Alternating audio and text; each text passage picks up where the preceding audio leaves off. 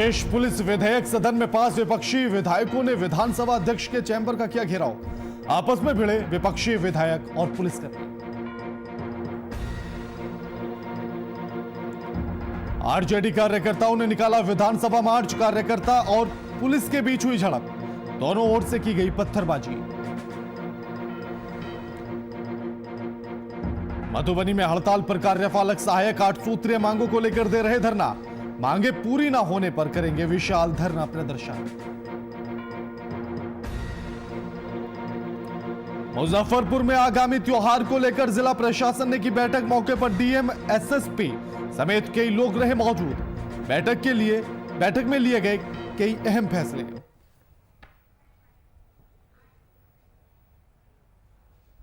जूते की नोक पर लोकतंत्र। नमस्कार, मैं आपके साथ के राणा, वीआईपी न्यूज देख रहे हैं आप। और सबसे बड़ा सवाल आज पूरे दिन का यही है कि क्या लोकतंत्र जूते की नोक पर आ गया है। बिहार के भीतर से जो तस्वीरें निकलकर सामने आई और बिहार की राजधानी पटना से शर्मसार कर देती हैं। और ऐसे में तमाम सवाल उठकर खड़े हो जाते हैं कि आखिर लोकतंत्र है कहां। सड़क पर होने वाले हंगामे के बीच को लोकतंत्र को देखा जाए या फिर विधानसभा के भीतर उठने वाले हंगामे के बीच में लोकतंत्र को देखा जाए। आखिर लोकतंत्र को ढूंढा कहां जाए।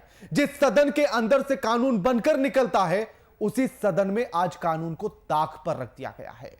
इसी बीच आज तमाम सवाल उठ रहे हैं और उन्हीं सवालों पर आज चर्चा की जाएगी। उन सवालों के जवाब ढूंढने की कोशिश की जाएगी, लेकिन उससे पहले पूरे माजरे को इस रिपोर्ट से समझिए। तरीके से मार्शल के बल पे, दाढ़ी गुंडे के बल पे लात घूस का मार करते। जूते की नोक पर लोकतंत्र। सिपाही ने विधायक के साथ की बदसलूकी। चैंबर घेराव के दौरान हाथापाई की नौबत। डीएम, एसपी के साथ भी धक्का मुक्की। कितने बजे तक? लोकतंत्र का मतलब जानते हैं आप, किसे कहते हैं लोकतंत्र? तो आइए आपको कुछ तस्वीरें दिखाते हैं और उन तस्वीरों में देखकर बताइएगा कि कहीं लोकतंत्र खड़ा हुआ नजर आता है क्या। आज बिहार विधानसभा से तस्वीरें कुछ ऐसे निकल कर आई जो लोकतंत्र को शर्मसार कर देने वाली हैं। विशेष पुलिस विधेयक सदन में पास होने के बाद विपक्षी विधायकों ने विधानसभा अध्यक्ष के चैंबर का घेराव किया और उन्हें जाने से रोका गया। हंगामा इतना बढ़ गया कि विधानसभा अध्यक्ष को मार्शल के अलावा भारी पुलिस बल बुलाना पड़ा। विपक्षी विधायकों को हटाने के लिए पुलिस को बल का प्रयोग करना पड़ा। विपक्षी विधायकों ने पुलिस वालों से धक्का मुक्की भी की, मगर अंत में जो तस्वीर आई निकलकर सामने लोकतंत्र के स्तंभ को हिला देने वाली है। एक सिपाही जो जनता के संरक्षण के लिए होता है, उसे विधायक को जूते से मारते हुए देखा गया। विधेयक का विरोध कर रहे विधायकों ने आरोप लगाया है कि सुरक्षा बलों ने उनके साथ बुरा बर्ताव किया है। इन्हीं तस्वीरों के बीच में जो कहीं खड़ा था लोकतंत्र, वो जाकर पीछे छिपकर बैठ गया कि मुझे मत मारो, मेरी हत्या मत करो, मैं लोकतंत्र हूँ, मुझे जिंदा रहने दो, मुझसे ही हिंदुस्तान है, मेरे सहारे से ही चलता है। लेकिन किसी ने उसकी एक ना सुनी और कहीं ले जाकर पीछे खड़ा कर दिया लोकतंत्र, चोटिल होकर, घायल करके। बिल को लेकर इतना बवाल बढ़ गया कि विपक्षी विधायक धरने पर बैठ गए और नौबत हाथापाई और मारपीट की आ गई। विपक्ष के विधायक चर्चा के दौरान अध्यक्ष की कुर्सी तक पहुंच गए और अध्यक्ष के हाथ से विधेयक खींचने की कोशिश करने लगे। आलम तो यह हो गया कि विधानसभा अध्यक्ष के चैंबर से निकलने के लिए पटना के डीएम और एसएसपी तक को आना पड़ा। इस दौरान विपक्ष नीतीश कुमार मुर्दाबाद के नारे लगा रहा था। लोकतंत्र और संविधान का मतलब होता है सभी चीजों का व्यवस्थित होना, सभी चीजों के लिए कायदे कानून का तय कर देना और उसी कायदे कानून में रहना, मर्यादा में रहना, मर्यादा को लांघना नहीं। लेकिन जो तस्वीरें आज के दिन निकलकर बिहार की राजधानी पटना और साथ ही विधानसभा के भीतर से सामने आई, उन्होंने इन दोनों शब्दों के मतलब को ही खत्म कर दिया। लोकतंत्र और संविधान न जाने कहां खो गए इन हंगामों की तस्वीर के बीच। आओ चलो ढूंढ लेना लोकतंत्र को मिलकर, आओ देख लेते हैं कहां पड़ा है लोकतंत्र इन तस्वीरों के बीच में। कहीं घायल तो नहीं हो गया, कहीं चोटिल तो नहीं हो गया। अजी छोड़िए ना, चोटिल और घायल तो वो पहले से है। देख लेते हैं कहीं मर तो नहीं गया। जिनके कंधों पर जिम्मेदारी थी, जहां से बनकर निकलता है कानून, उन्होंने इस सारे कानून को ताक पर रख दिया। उन्होंने ही कर दिया है शर्मसार लोकतंत्र, जहां इज्जत के रखने की बात कही जाती है लोकतंत्र की। Desk report, VIP news, Noida. इस तरीके से मार्शल के बल पे, दाढ़ी गुंडे के बल पे लात घूसा मार करके जोते की नोक पर लोकतंत्र रख दिया गया। आज जिस सदन के भीतर से कानून निकलते हैं बनकर, उसी सदन में आज जो हंगामा हुआ, यानी कि सारे कानून ताक पर रख दिए गए। और इस खबर पर हमारे साथ हमारे वरिष्ठ संपादक मधुरशील जी हमारे साथ लाइव जुड़ गए हैं।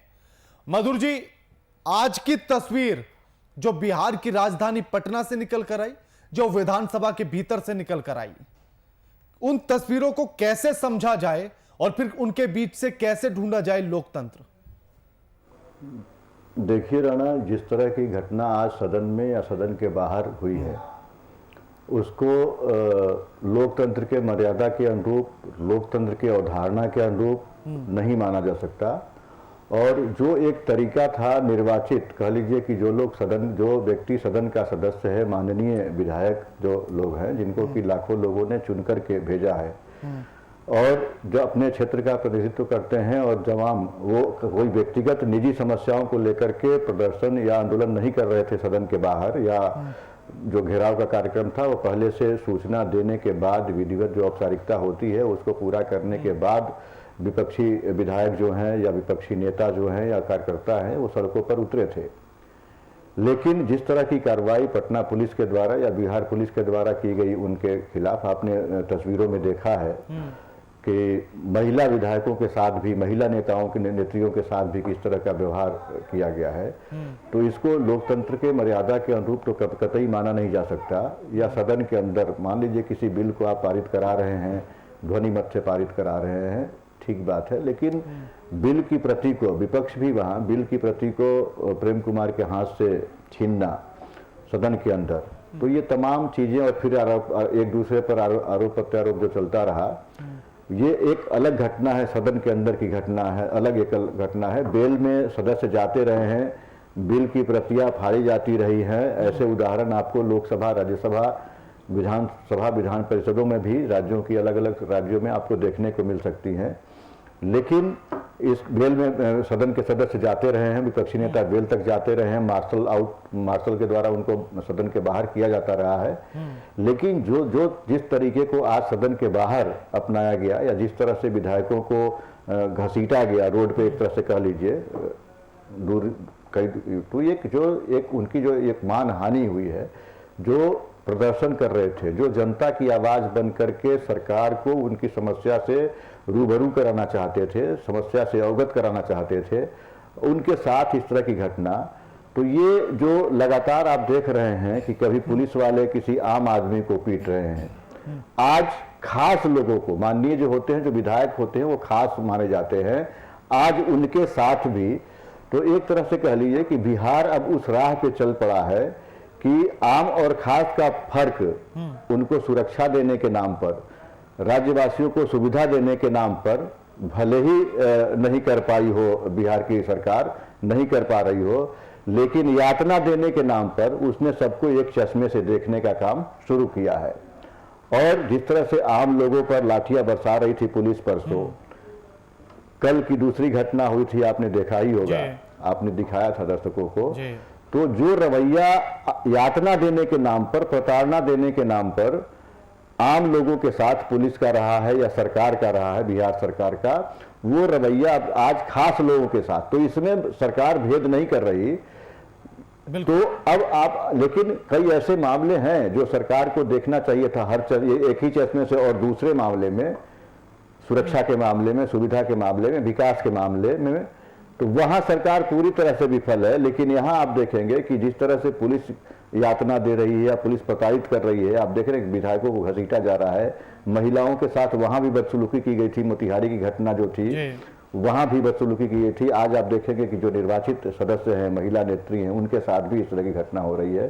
तो ये सीधे तौर पर अगर आप कहें तो आप ये देखेंगे कि बिहार सरकार तानाशाह, जो तानाशाह सरकार के बारे में बोला जाता है, तानाशाही रवैये के बारे में बोला जाता है, सीधे तौर पर, क्योंकि आप विपक्ष की आवाज़ सुन नहीं रहे हैं, विपक्ष की मांग सुनना नहीं चाहते, और अगर कोई लोकतांत्रिक तरीके से अपनी बात रखना चाहता है सदन के अंदर या सदन के बाहर, तो उसके साथ सरकार या सरकार के नुमाइंदे कह लीजिए या पुलिस कह लीजिए, सरकार का पूरा सिस्टम जो है उससे खिलाफ हो जाता है। तो आखिर जनता की आवाज़ सदन के अंदर या सदन के बाहर कौन उठाएगा?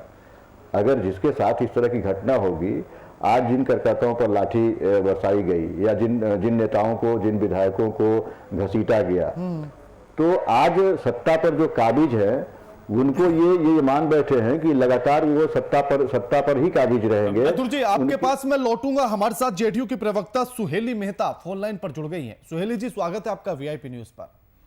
जी धन्यवाद। आज की तस्वीरें जो निकलकर सामने आई हैं, खेद प्रकट किया जाए, निंदा की जाए और बात खत्म कर दी जाए? देखिए, बात खत्म करने की नहीं है, सवाल ये है कि विरोध का जो एक तरीका होता है उस तरीके पर भी विचार करना चाहिए, और पहले जानकारी किस बात का विरोध कर रहे हैं। आप विरोध करने के लिए सिर्फ विरोध कर रहे हैं या चीजों को समझ रहे हैं तब विरोध कर रहे हैं? जिस बिल के खिलाफ ये लोग विरोध कर रहे थे, उस बिल में उस तरह का कुछ नहीं है जो इन लोगों ने समझा।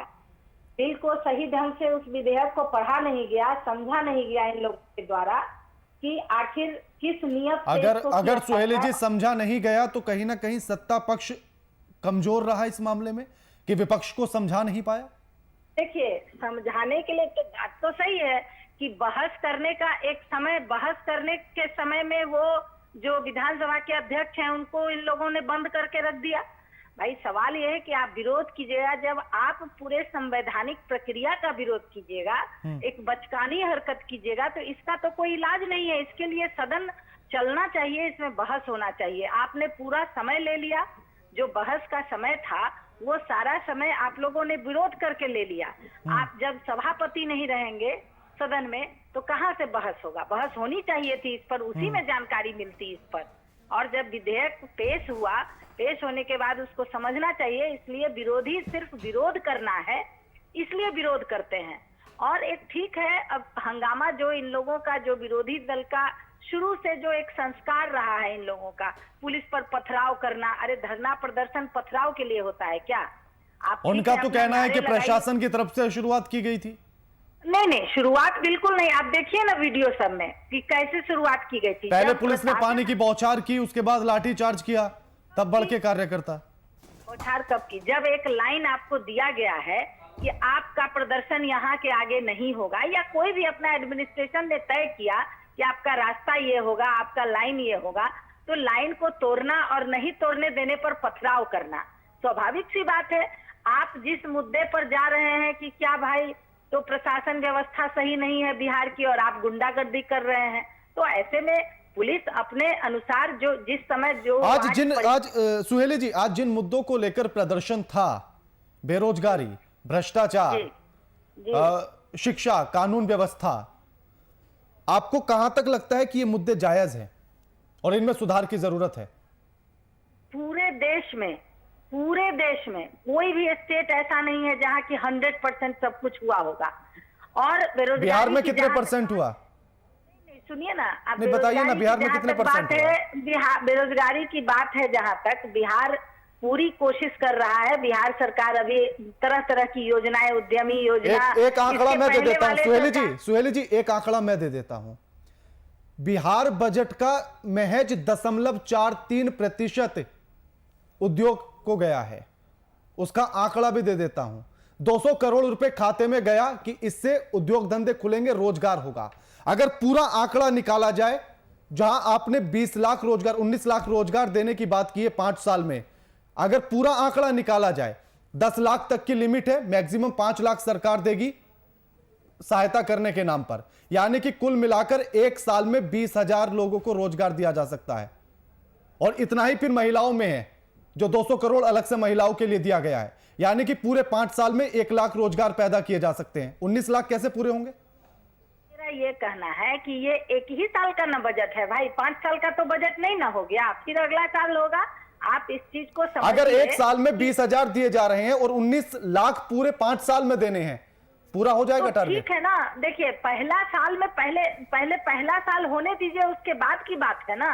अब सीधे सोच लीजिएगा कि 5 साल का एक ही बार में रोजगार हो मैं जाए, कह ही नहीं रहा, तो ये मैं कह ही नहीं रहा, नहीं है ना, मैं कह ही नहीं रहा हूं इतना।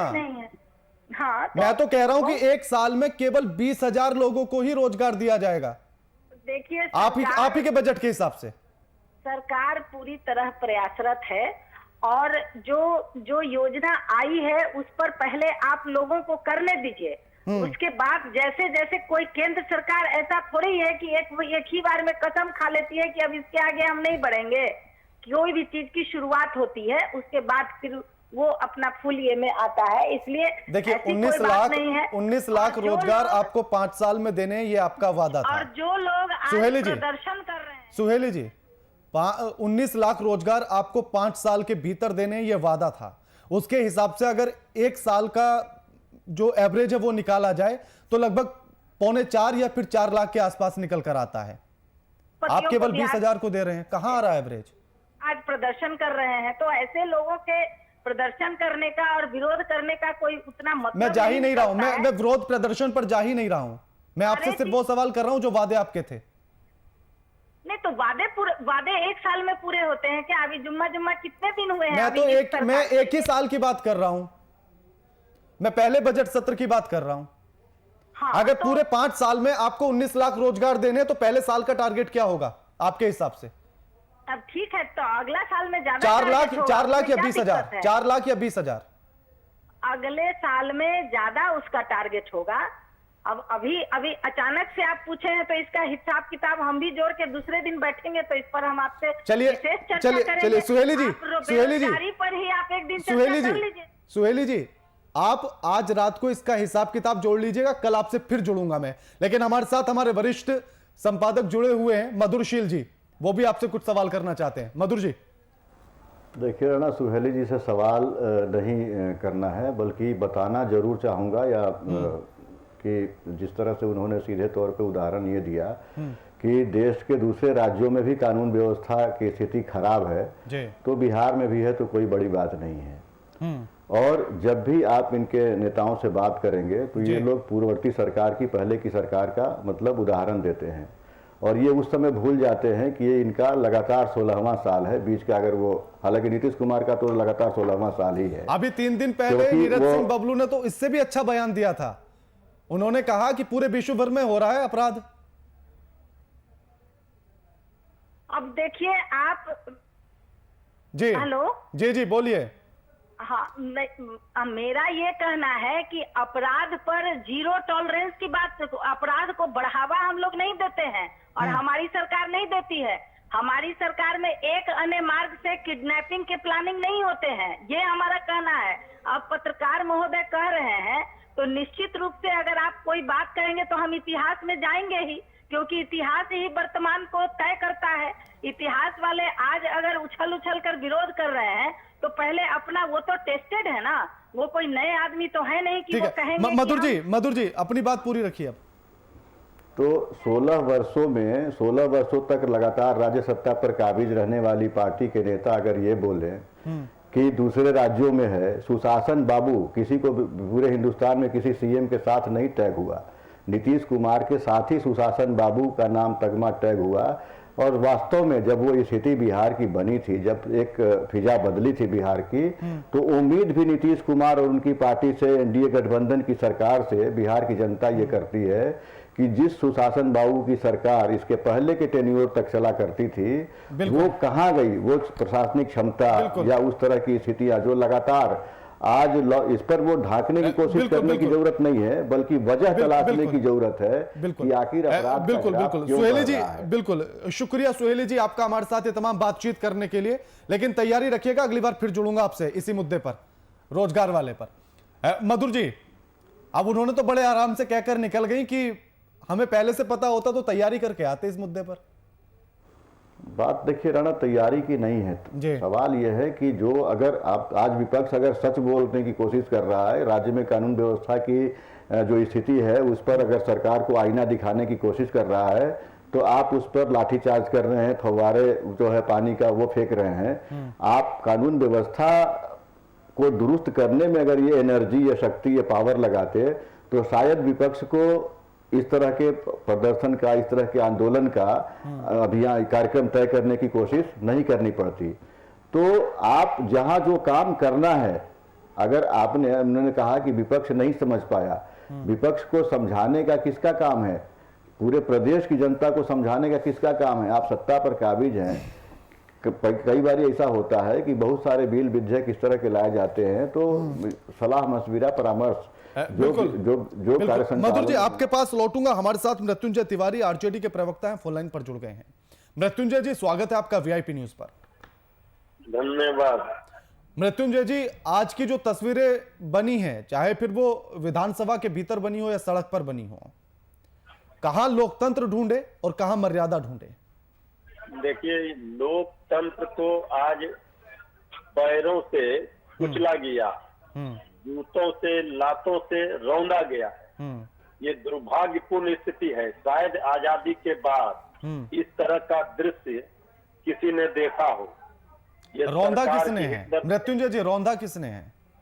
रौंदा है सरकार में बैठे हुए लोगों ने, जो पहले जनादेश चोरी करके सरकार में बैठे हैं और ऊपर से जनता की आवाज को लाठी गोली से, लात जूतों से दबाना चाहते हैं। ऐसे लोगों को करारा जवाब जनता देगी। जनता का प्रतिनिधित्व करता है माननीय विधायक, उसे आप जूतों से, लातों से मारेंगे? शर्मसार हो गया आज पूरा लोकतंत्र।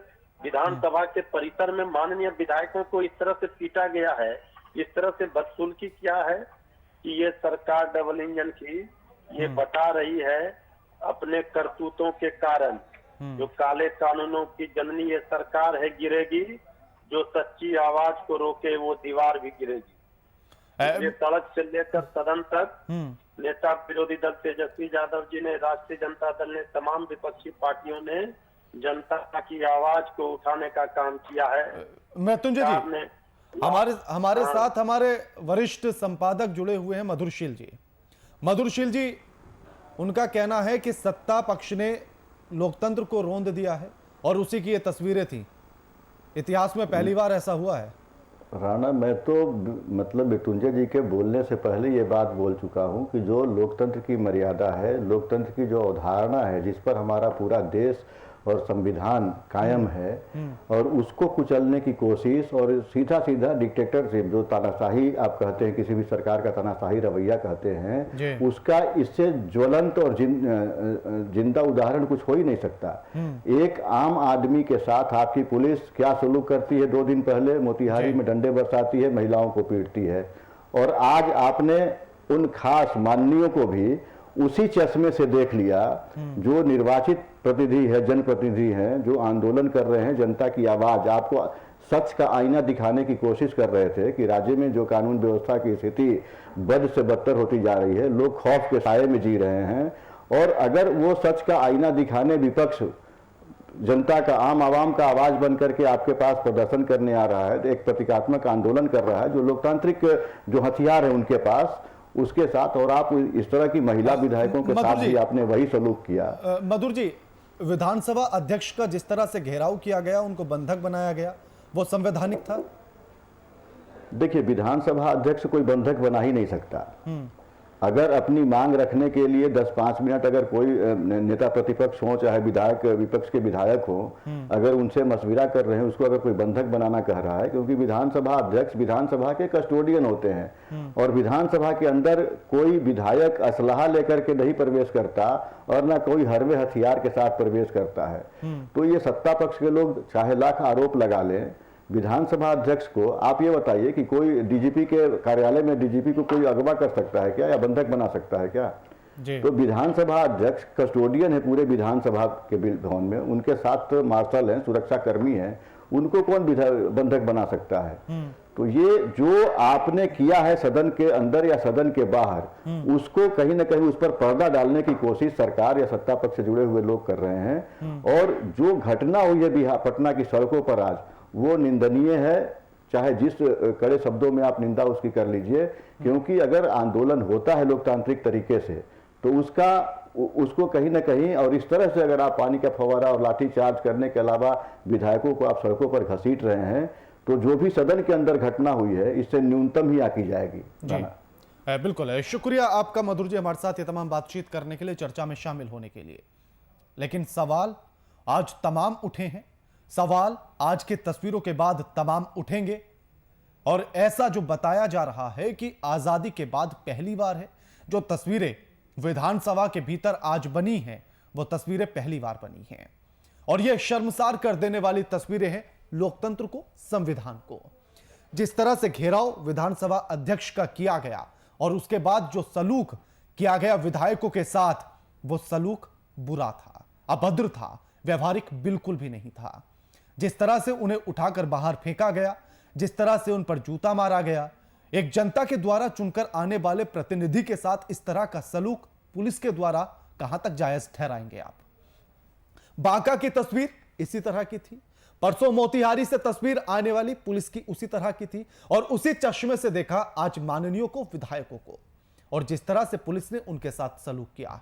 लेकिन ये जो हंगामा आज सड़क से लेकर सदन तक बरपा, इसमें लोकतंत्र को ढूंढने की कोशिश आप भी अपने घरों में बैठकर कीजिए कि इन तस्वीरों में कहां लोकतंत्र मिलता है और कहां संविधान की पंक्तियों में लिखी हुई मर्यादा दिखती है।